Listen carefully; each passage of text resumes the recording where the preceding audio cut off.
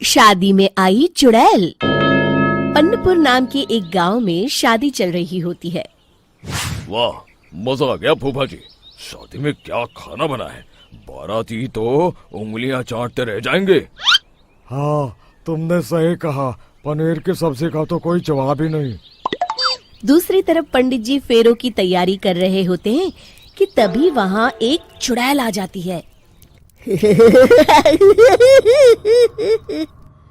अरे मर गया रे, ये चुड़ैल यहाँ क्या कर रही है?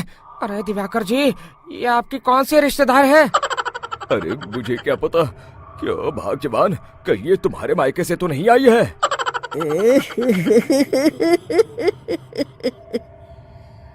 तुम लोगों की इस गांव में बारात लाने की हिम्मत कैसे हुई? मेरे रहते इस गांव में किसी की शादी नहीं हो सकती। अब तुम लोग देखो मैं क्या करती हूँ। अरे मर गया रे, मैंने सुना है ये जबान की पक्की है। भागो रे भागो, वरना ये चुड़ैल किसी को नहीं छोड़ेगी। हाँ, तुम सही कहते हो मोहन भाई। यहाँ से भाग लेने में ही हम सबकी भलाई है। देखते ही देखते शादी के मंडप में भगदड़ मच जाती है और चुड़ैल सब कुछ उजाड़ कर रख देती है। फिर एक दिन मोहन की शादी तय हो जाती है। अरे भाई, अगले हफ्ते मेरी शादी तय हो गई है, लेकिन इस चुड़ैल की दहशत के मारे तो मेरे हाथ पैर कांप रहे हैं। अरे मोहन, तुम्हारा दिमाग तो खराब नहीं हो गया? तुम अपने साथ साथ हम सब गांव वालों को भी बलि का बकरा बनाना चाहते हो? उस चुड़ैल के रहते तुमने अपनी शादी के बारे में सोच भी कैसे लिया? देखो गोपाल, डर तो मुझे भी लग रहा है, लेकिन उस चुड़ैल के डर से मैं जिंदगी भर कुंवारा तो नहीं रह सकता। तभी वहाँ मोहन के होने वाले ससुर आ जाते हैं। अरे ससुर जी, आप?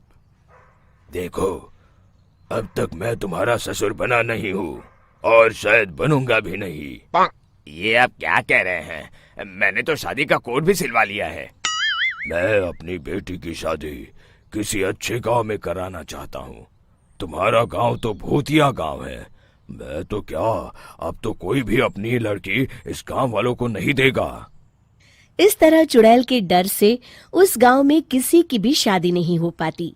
फिर एक दिन गांव के जमींदार अपनी बेटी की शादी करने का विचार करते हैं, लेकिन चुड़ैल के डर से उनकी भी हिम्मत जवाब दे देती है।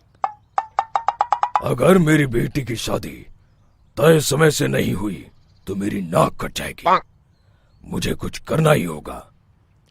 एक सलाहकार के कहने पर जमींदार काशी से एक बहुत ही नामी तांत्रिक को अपने घर बुलवाते हैं, जो भूत चुड़ैल को पकड़ने में माहिर माना जाता था।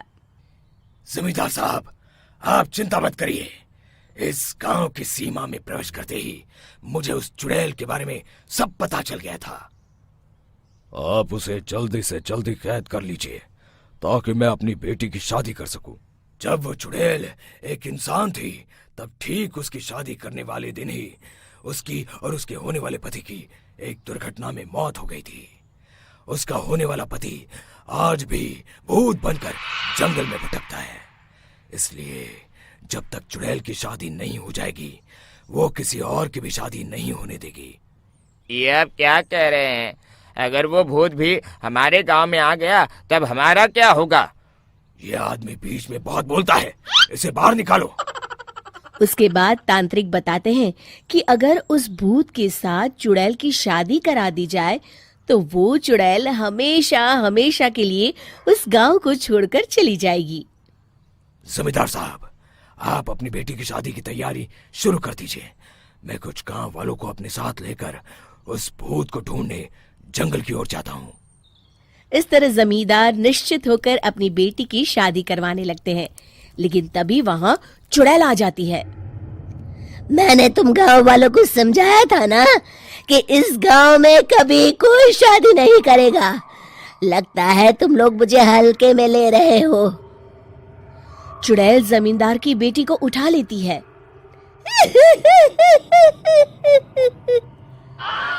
अब देखती हूँ बिना दुल्हन के तुम लोग शादी कैसे करोगे।